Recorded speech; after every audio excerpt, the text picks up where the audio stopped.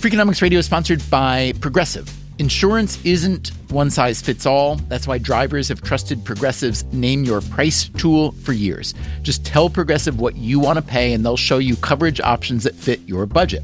Visit Progressive.com to find a car insurance rate that works for you. Progressive Casualty Insurance Company and Affiliates. Price and coverage match limited by state law.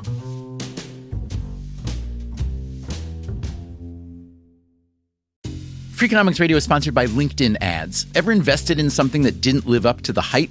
Marketers know that feeling. They optimize for the numbers that look great, like impressions, but then they don't see revenue. LinkedIn has a word for that: bull spend. Instead, you can get the highest ROAS of major ad networks with LinkedIn. Cut the bull spend, advertise on LinkedIn. Spend $250 and get a $250 credit. Go to linkedin.com/Freakonomics. Terms apply.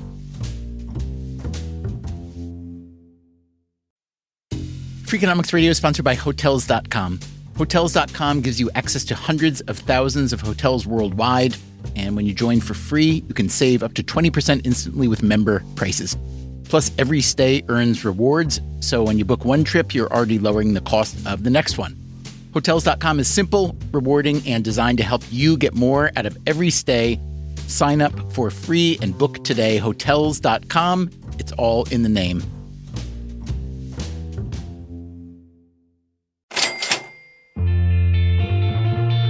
So, Eric, when you read an article that says, more than half of all Americans say they regularly experience X emotion, or only 12% of Americans feel such and such, what is that experience like for you as a sociologist?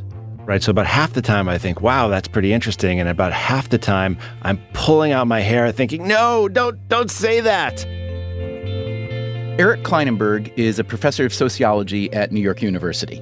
Unfortunately, what I find is that journalistic reporting will use survey data when it's useful for the story, and they kind of don't care that much about whether the data underlying it is reliable. And what's wrong with survey data? A lot of survey data is based on a sample that's not really worth generalizing from. A lot of surveys ask questions that will work for a particular time and place, but might not work very well after that, which means you can get a snapshot of a moment in time, but not really a dynamic portrait of something over time. Would you like an example of how survey data gets used in the media? Okay, here's an example. A top doctor calls it a national health crisis, not obesity or heart disease. A condition that is so common, you actually may not think of it as a mental health problem. Loneliness. That's right, loneliness. People who struggle with loneliness end up living shorter lives, and they also are at an increased risk for heart disease, depression, dementia, anxiety, and a host of other conditions. And that is the top doctor who rang the alarm on what he calls the loneliness epidemic. My name is Vivek Murthy, and I was trained as an internal medicine physician. I recently served as Surgeon General of the United States. Murthy is the author of a forthcoming book about loneliness. It's called Together. Well, if you had told me several years ago that I would be talking about and thinking about loneliness, I would have said you were probably wrong. When he was Surgeon General, Murthy met with many people suffering from chronic illness and addiction. But I found that behind many of those stories were stories of a deeper emotional pain, and that pain was often manifest as loneliness. And I realized that there's something very important happening here, which is that people all across the world are experiencing a sense of disconnection from the people in their community, from the more abstract society that they're supposedly part of. I became curious about why that was, about what its consequences were for their health. These consequences are said to be dire, perhaps best evidenced by one jarring statistic that made its way through the media. Loneliness. It turns out it is a strong predictor of early death, maybe as much as alcoholism and smoking 15 cigarettes. 15 cigarettes. 15 cigarettes a day. Today on Freakonomics Radio, how real is the loneliness epidemic, and is it really that risky? Are there any upsides to loneliness? And are there any solutions to it? That's coming up right after this.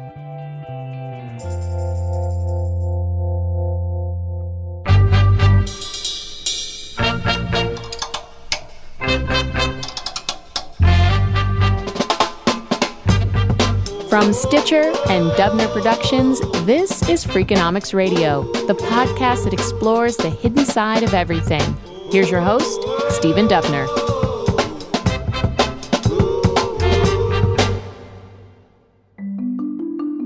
Tracy Crouch is a member of Parliament in the UK. I've been an MP since 2010. And also, I was formerly the world's first loneliness minister. Why did the UK feel compelled to have a loneliness minister? Loneliness shows no prejudice. It doesn't matter who you are, how successful you are, how rich you are, where you live in the country, whether you work, whether you don't work. The simple truth is loneliness can hit at any given time. And why should loneliness be the government's concern? Because it's actually something that can have an enormous public health consequence. I think we are in loneliness where we were with mental health a decade ago. People didn't talk about poor mental health, whereas now we are removing the stigma around mental health, and that means that we can tackle some of the issues relating to mental health. And that was very much the same with loneliness. It's about removing the stigma of being lonely and thinking, well, how can we ensure that people stay connected to society? The very idea of a loneliness minister struck some people as comical. This is so British. The American comic Stephen Colbert, for instance. They've identified the most ineffable human problem and come up with the most cold, bureaucratic solution. But Tracy Crouch didn't mind. I actually thought that it was a really good opportunity to get the message out there that we in the United Kingdom recognise that the issue of loneliness is something that is serious.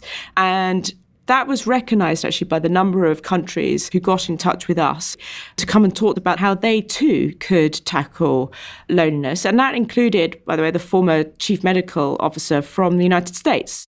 That former chief medical officer being Vivek Murthy. That's right, yes. Murthy had found compelling the argument that loneliness was increasing and that loneliness can be damaging, even physiologically damaging. The mechanisms for how it works and for how it impacts our lives, I think, are still in the very early stages of being understood.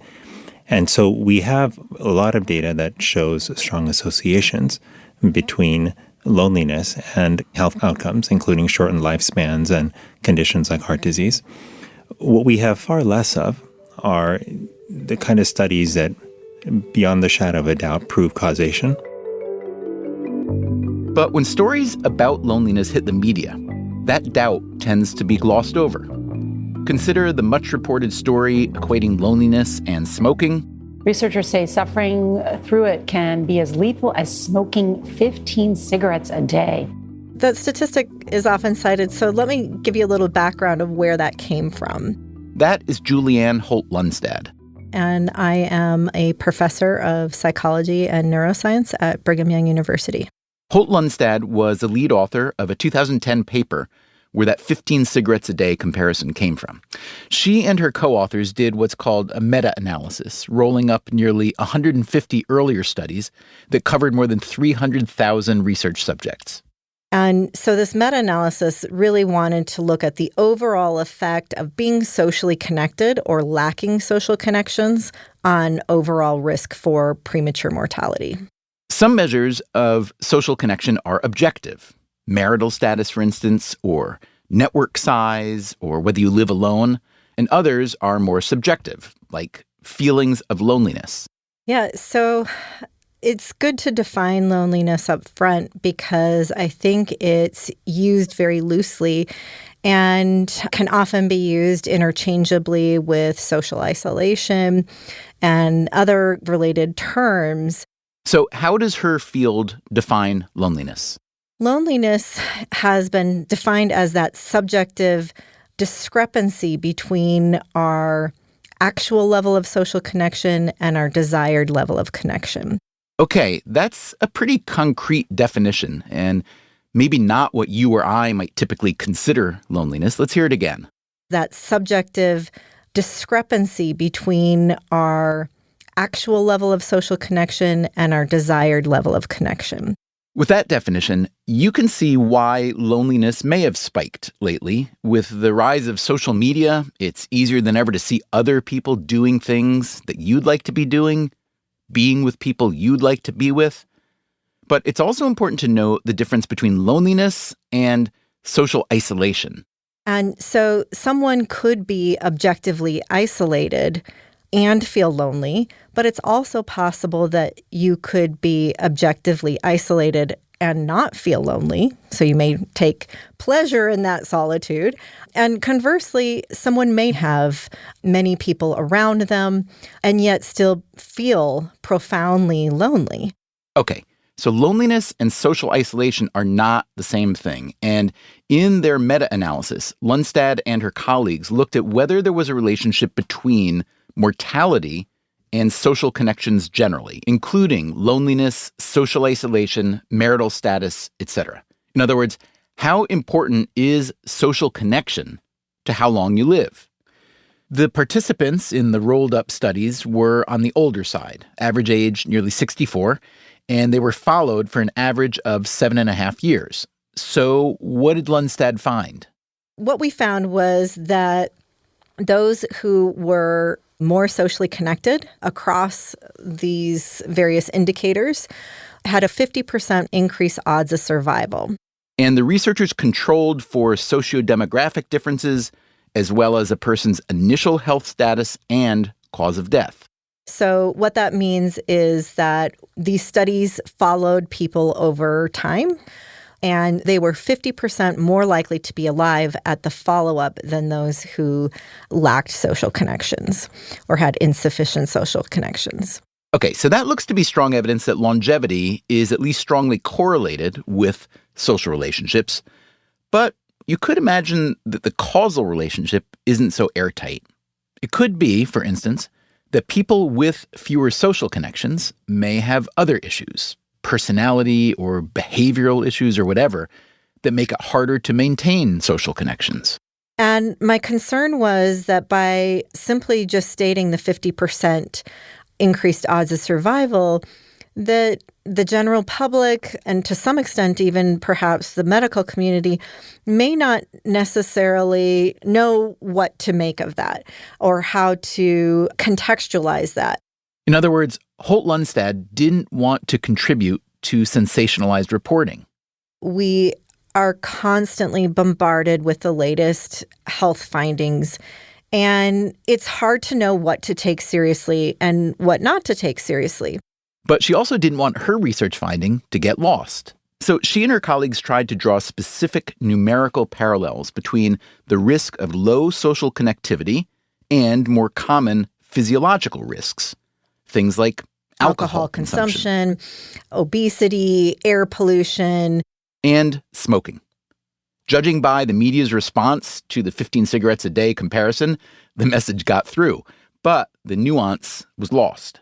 Oftentimes people will say that loneliness has a greater risk than smoking up to 15 cigarettes per day. And of course, loneliness was one of the indicators, but it wasn't the only indicator. Remember, the researchers looked at a whole basket of social connections, all of which, by the way, can be measured more tangibly than loneliness. But in the media reports, it was loneliness that stood out.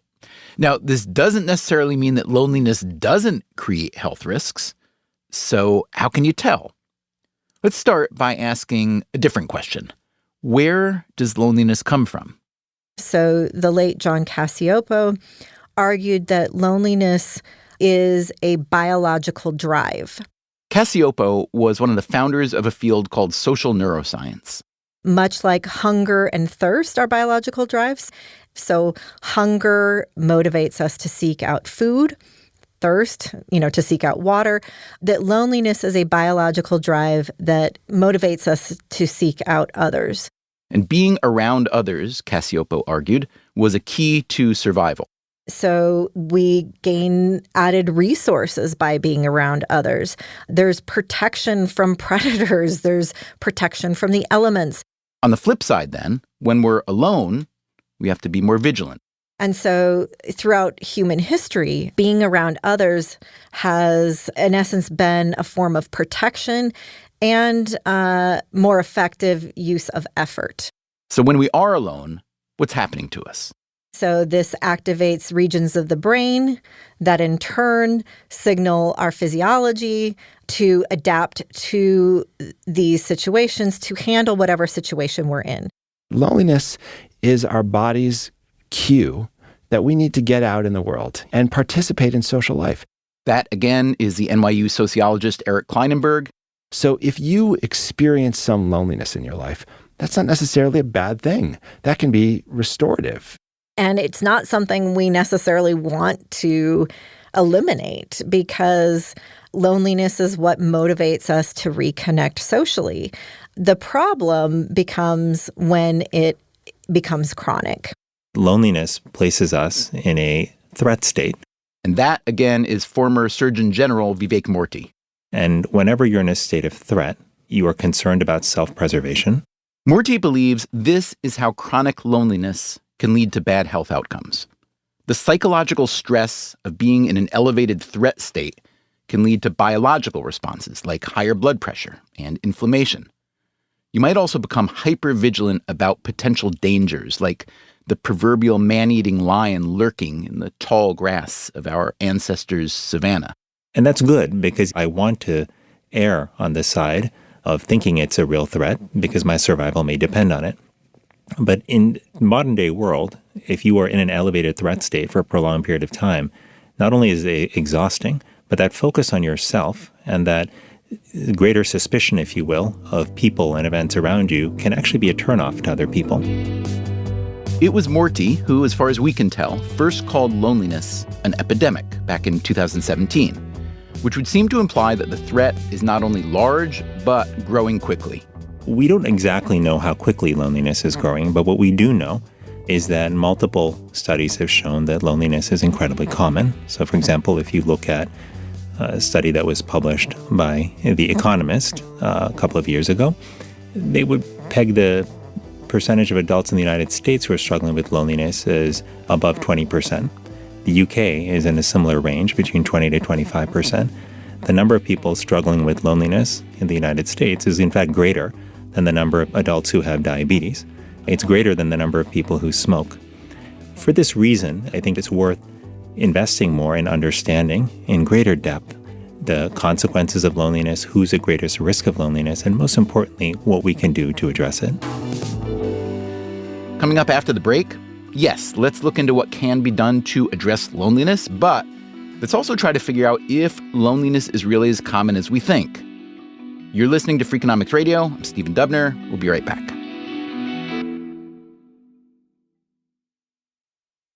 Freakonomics Radio is sponsored by Southern New Hampshire University. The best investments are the ones you make in yourself, and no one knows that better than Southern New Hampshire University.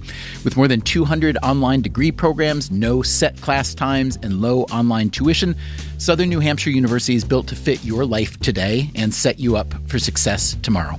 Education is an investment. Why not make it a smart one? Apply for free at snhu.edu/Freakonomics.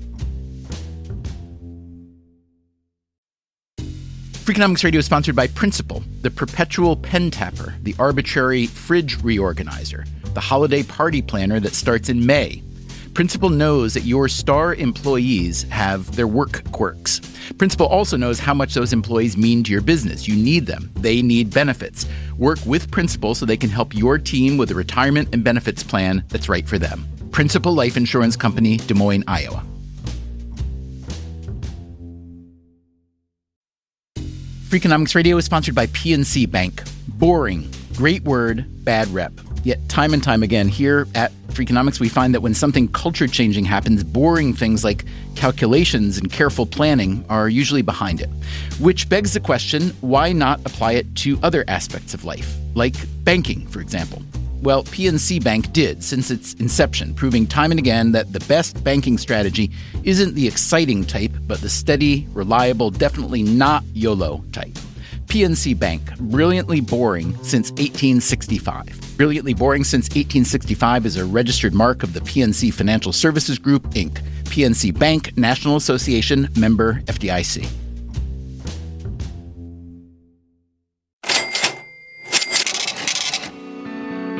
Eric Kleinenberg, the NYU sociologist, has come to hold a fairly nuanced and somewhat contrarian view on loneliness, but he didn't start out that way.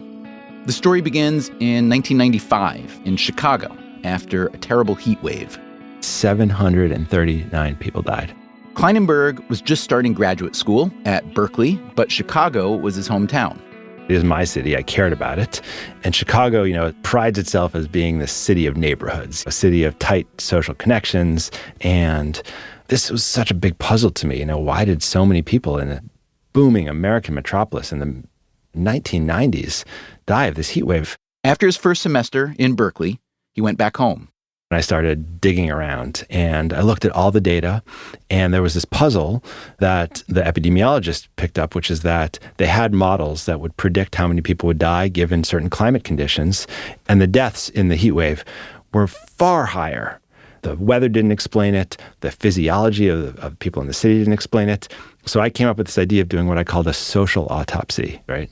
I was going to open up kind of the skin of the city, just like a doctor doing an autopsy opens up the skin of a body, and try to diagnose the organs that broke down. And the first thing I learned is that people died alone in the heat wave because so many people were living alone.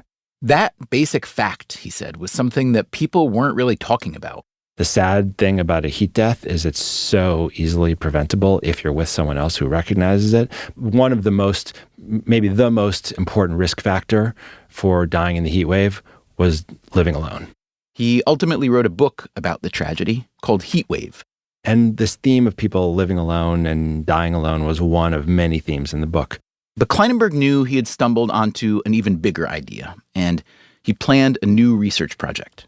And it was my conviction that what the heat wave had uncovered for me is this incredible spike in loneliness, isolation, disconnection. What I thought I was going to discover in this new project was an America that had become so individualistic, so atomized, so disconnected by, the 20th century marketplace, the decline of public institutions. And even though you haven't used words to say it, the tone of your voice implies that that's a purely negative outcome. End of everything. I mean, you think it's bad out there, but I was going to show you just how bad it was. We have destroyed social ties. I was down, man. No, I thought things were falling apart. And there is a tradition, by the way, in kind of American intellectual life that sees decline, right? That sees, we're bowling alone. It's the fall of public man, the lonely crowd. I do think that the heat wave allowed me to see something that really had not gotten sufficient attention, which is the fact that we have embarked on one of the most significant social changes in the history of our species.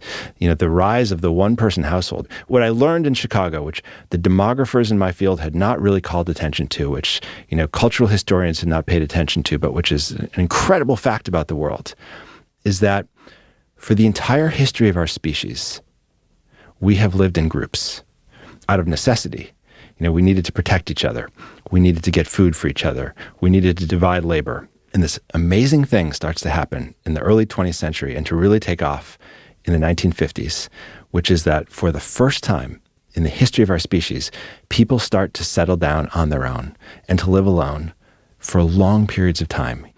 And now we've gotten to the point where in the most kind of affluent societies on Earth, there are enormous numbers of people living alone.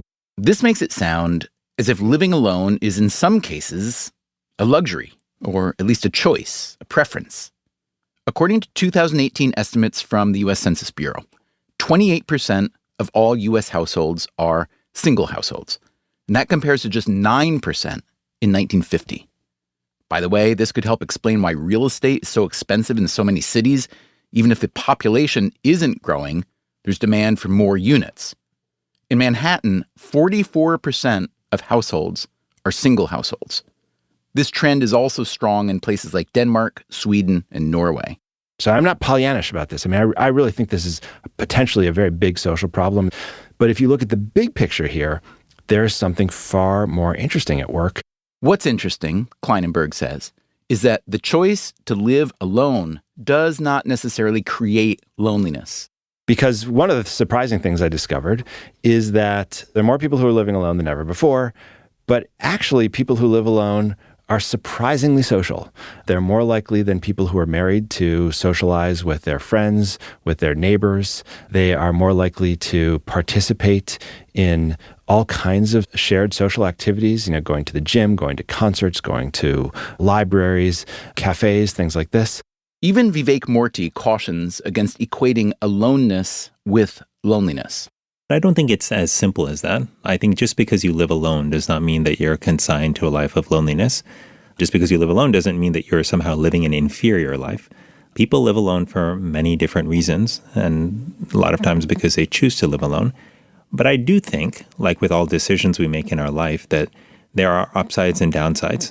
And here's the other thing. Eric Kleinenberg is also convinced that living with someone does not necessarily insulate you from loneliness. I've interviewed many people who had lived with a romantic partner and were now living alone. And they said to me, one after the next, as lonely as I sometimes feel when I'm on my own, there's nothing lonelier than living with the wrong person. There's no feeling more lonely than having a domestic partner with whom one was once intimate, with whom once had a feeling of trust and connection, and coming home and feeling disconnected from that person. So Kleinenberg wrote another book, this one called Going Solo, The Extraordinary Rise and Surprising Appeal of Living Alone. This led him to ask an important and obvious question. How does our current level of loneliness compare to levels of loneliness at other historical moments? His answer? This is an area where there's all variety of data, all kinds of surveys of different quality, and if you just read journalism, you would have no idea. His favorite example is a commonly cited statistic from the GSS, or General Social Survey, which has been administered by the National Opinion Research Center since 1972. It's a high-quality survey. It's done repeatedly, and there's a famous problem of one year in the GSS where the measure of social isolation went awry. To measure social isolation, the GSS asks people if they have close friends or confidants with whom they can discuss topics of great personal importance. The reason for this specific but somewhat odd question is that social relationships can be really hard to pin down in a survey. But having no confidant is a pretty specific marker. For some reason, and there's a lot of debate about this, in the 2004 General Social Survey, people reported a much higher incidence of having no confidant. For decades, only about 1 in 10 people said they had no confidant. In 2004, about 1 in 4 respondents said that. And how big a deal is this finding if you happen to be a sociologist? This is a blockbuster finding in sociology. I mean, if you think about big changes in American social life, like if you go to the demography meetings and someone finds like a 3% shift in fertility, we're high-fiving each other in the hallways. You know, someone's ordered a keg to the hotel room. It wasn't just this shocking finding about no confidants that got a lot of attention. It was the explanation published in an academic paper on the GSS survey for why this was the case. So what's the big thing that happens in our cultural and social life between 1985 and 2004? Internet? The internet, exactly. So how amazing is this story now? The thing that's going to make us better connected than ever before, the thing that's going to create meaningful social relationships for us, turns out to make us more alone than we've ever been. My favorite thing about the internet is that it is the single best thing to blame anything on. That's right. And it's such a big part of the story of why we're all talking about isolation and loneliness these days. But it turned out there was an issue with this amazing new finding. Well, we're now pretty sure that there's a problem with the data. It was an anomalous result. Some of the GSS survey data had been miscoded. Many answers that went into the no confidant column should have actually gone into the decline to answer column. So, what did the no confidant finding look like on subsequent GSS surveys? We haven't found it on subsequent general social surveys. But what's the truth then? What's the empirical truth about how much, quote, lonelier we are today? So the sad thing is, I don't think we know. I think it's a mystery. So before I came to the studio today, I wanted to check into, what's the latest? Has there been some survey that's come out recently that I don't know about? Maybe the research is getting better. So I found a study that got a lot of news attention in December of 2018, and it reported that Americans are more than twice as lonely as we used to be. This study was done by researchers at the University of California, San Diego School of Medicine. And in the first few lines of the article, we read that estimates of America's level of loneliness today vary from 17 to 57% of the population. And one of the big problems we have in the loneliness debate is that our measures of loneliness have varied dramatically over time. When people ask whether there is this epidemic of loneliness, that, again, is the Brigham Young psychologist Julianne Holt-Lunstad. It's a tough question because it's not entirely clear whether this is something that we're finally just recognizing or whether it's something that is increasing. And part of that problem is because loneliness has not been systematically measured in the population.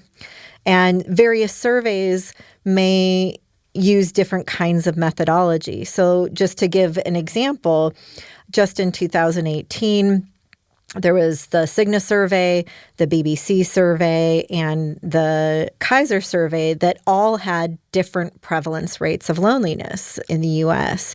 And we have worried about loneliness since the rise of industrial society, since we started moving away from the village and we agglomerated into towns where we didn't know as many of our neighbors. We worried about loneliness. We worried about the loneliness of farmers. We worried about the loneliness of apartment dwellers, of people driving in cars, of people who went to movies, of people who got the telephone instead of going into social life. And so that is by no means to say that, loneliness is not a social problem or that we shouldn't worry about people who get isolated. But if you think that's the only part of the story, you're missing something.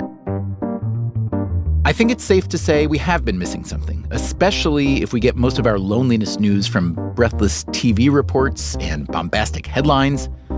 But still, even if loneliness isn't growing, as some people suspect it is, even if loneliness is not as damaging as some people believe it is, the fact remains that loneliness, while it may be a useful biological signal, loneliness can also be hurtful. Unwanted social isolation cannot be a good thing. So, let's hear about some solutions. Anyone have any good ideas? Number one, it turns out, is that serving other people, is a powerful backdoor, if you will, out of loneliness. That's the former Surgeon General Vivek Murthy. And one of the things that's powerful about service is that it shifts the focus away from you and on to other people. And it also reaffirms for you that you have value to give and to share with the world. Tracy Crouch, the UK's former loneliness minister, wants to see an increase in what's called social prescribing. So what we found is that 1 in 5 doctor's appointments are solely to do with loneliness rather than other medical conditions. So we started using social prescribing in the UK for a whole variety of things, for example, with obesity. So rather than just prescribing people pills that would hopefully suppress appetite, we'd actually get them to do walking clubs or, light sporting activities. And so now we've rolled out social prescribing. We have link workers in our doctor surgeries that can have a whole list of organisations locally that people can get involved with to effectively try and make sure that they remain connected in society. As for Eric Kleinenberg, he thinks the best loneliness solutions have to do with how communities are conceived and organized. He wants to see better social infrastructure, as he calls it. The gathering places that are public and accessible, like libraries and parks and playgrounds, public transit systems that work well. This is the idea Kleinenberg plays with in his latest book called Palaces for the People. But also the real investment in public housing and subsidized housing and in shared housing units. There are programs that do kind of like co-op housing for older people.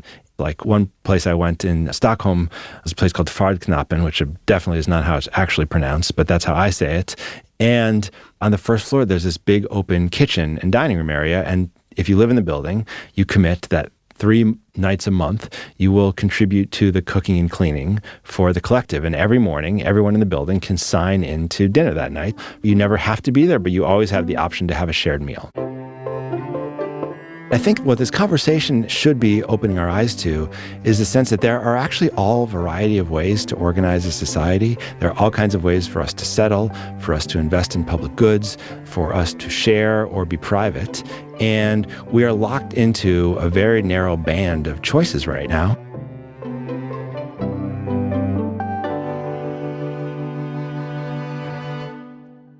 Coming up next time on Freakonomics Radio. Why are so many millennials gravitating towards socialism over capitalism? I say Scandinavia, you say Venezuela. It's become a political buzzword, but what does socialism actually mean? I personally would not use the word socialist. I find the word socialism in the US context kind of odd, almost anachronistic. Kjell, how is it to live in a socialist society? We don't think about it like that. What we talk about when we talk about socialism, that's next time on Freakonomics Radio. Freakonomics Radio is produced by Stitcher and Dubner Productions. This episode was produced by Daphne Chen. Our staff also includes Allison Craiglow, Greg Rippin, Zach Lipinski, Matt Hickey, Harry Huggins, and Corinne Wallace. We had help this week from James Foster. Our intern is Isabel O'Brien. Our theme song is Mr. Fortune by the Hitchhikers. All the other music was composed by Luis Guerra. You can get Freakonomics Radio on any podcast app. If you want the entire back catalog, use the Stitcher app or go to Freakonomics.com. We can also be found on Twitter, Facebook, and LinkedIn, or via email at radio@Freakonomics.com. Freakonomics Radio also plays on many NPR stations, so if you live in America, check your local listings. We can also be found on the NPR One app. If you like what we do, please tell your friends. If you don't, tell your enemies. Talk to you later.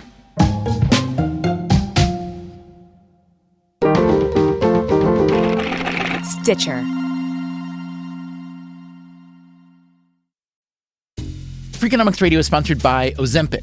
Innovation happens through rethinking what's possible, and when it comes to GLP-1s, Ozempic pill does just that. Learn more about Ozempic semaglutide tablets, 4 and 9 milligrams, by calling 1-833-OZEMPIC or visit Ozempic.com to view the medication guide and ask your doctor what's possible with FDA-approved Ozempic pill.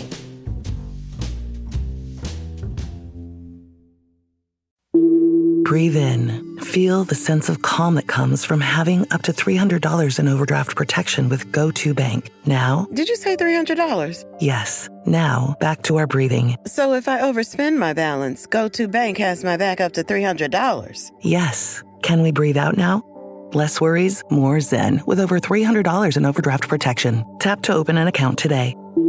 Eligible direct deposits and opt-in required for overdraft protection. Fees, terms, and conditions apply. In the U.S., there's a break-in every 26 seconds. But when intruders step near, Simply Safe Home Security steps up. Stop. This is Simply Safe. Police are on the way.